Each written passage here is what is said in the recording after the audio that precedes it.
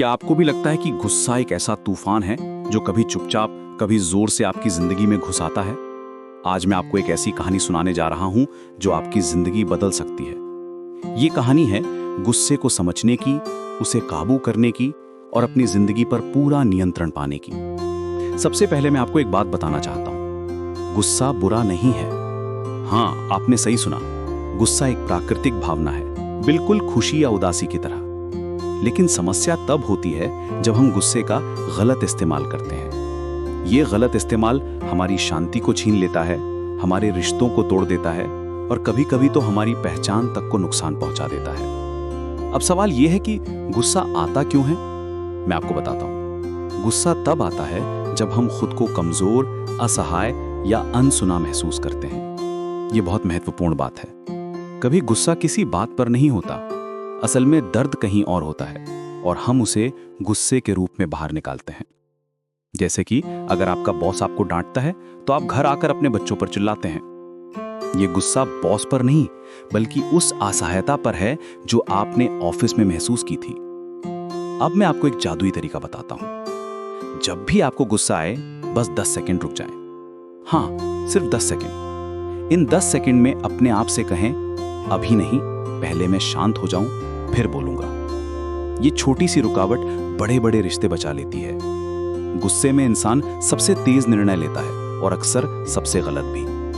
यही पॉज आपको जानवर से इंसान और इंसान से समझदार बनाता है। लेकिन सिर्फ रुकना काफी नहीं है। अब मैं आपको एक और तरीका बताता हूं। गुस्सा दिमाग में नहीं, सांसों में होता है। जब आप गुस्से में होते हैं तो आपकी सांस तेज और छोटी हो जाती है। इसे बदलना होगा। एक गहरी लंबी सांस अंदर लें 4 सेकंड तक, फिर रुकें 2 सेकंड। अब धीरे से सांस बाहर निकालें 6 सेकंड तक। इसे 5 बार दोहराएं। आपका दिमाग उसी समय 40% शांत हो चुका है। सिर्फ सांस बदलने से पूरी जिंदगी के फैसले बदल सकते हैं। अब एक और महत्वपूर्ण बात, आपको अपने गुस्से के ट्रिगर्स को पहचानना होगा। क्रोध उस जगह सबसे ज्यादा आता है जहां हम सबसे ज्यादा उम्मीद रखते हैं। हो सकता है आपको तब गुस्सा आता हो जब कोई आपकी बात नहीं सुनता या जब आपका काम सराहा नहीं जाता। इन चीजों को पहचान कर आप पहले से तैयार रह सकते हैं। क्या आपने कभी सोचा है कि गुस्से के बाद पछतावा क्यों होता है? आप सोचते हैं, काश मैंने थोड़ा रुक लिया होता। ये पछतावा बताता है कि आपके अंदर अच्छाई है, समझ है, बस नियंत्रण की जरूरत है। गुस्सा सच में हम नहीं होते, वो हमारा थका हुआ, दबा हुआ, टूटा हुआ हिस्सा होता है।